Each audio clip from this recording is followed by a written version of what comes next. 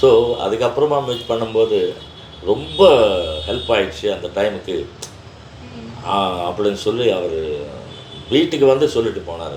அது ஒரு மறக்க முடியாது. காரணம் என்னென்னா, இன்றைக்கி எவ்வளோ பெரிய ஸ்டாராக இருக்கார், எவ்வளோ ஆஸ்கார் எல்லாம் வாங்கியிருக்காங்க, நமக்கெல்லாம் பெருமை சேர்த்துருக்காங்க. India pan India movies, Baahubali அதெல்லாம் ராஜமௌழி சாருடைய ஃபேமிலி. கீரவாணி சார் அற்புதமான கம்போசர், பியூட்டிஃபுல் மெலடிஸ் எல்லாமே நிறைய பண்ணியிருக்காரு.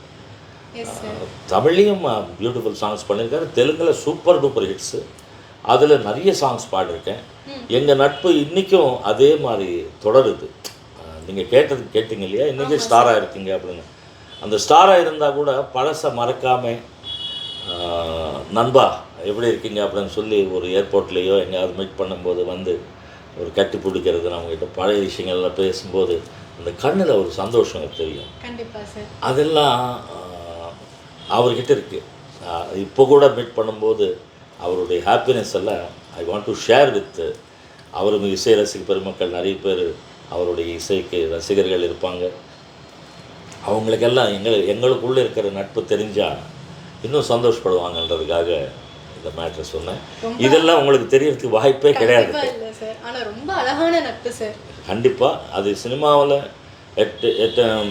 எஸ்பெஷல்லி சொல்ல போனால் மியூசிக்கு இசைத்துறையில் வந்து ரொம்ப சாஃப்ட் நேச்சர் இருக்கிற பீப்புள் தான் அதிகமாக இருப்பாங்க.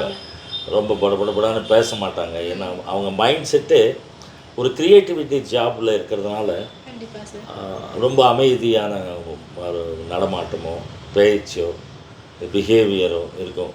ஏதாவது டக்குன்னு வாய்க்கு வந்ததெல்லாம் பேசி மனசை புண்படுத்துறது, அந்த செக்மெண்ட் இதில் இசையில் நான் பார்த்த வரைக்கும் ரொம்ப கம்மி. அந்த கேரக்டரைசேஷன்ஸில் நான் பார்த்த ஒரு நல்ல மனிதர்களில் மரகதமணி கீரவாணி அவர்களும் ஒருவர்.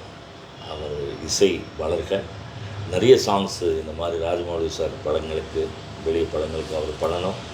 அதில் நாங்கள் எல்லாம் இன்னும் பாடணும், மக்கள் அது சந்தோஷம் பண்ணணும்னு ஒரு ஆசை. கண்டிப்பாக. ஸோ அதெல்லாம் கடவுள் இருக்கார் எல்லாருக்கும்.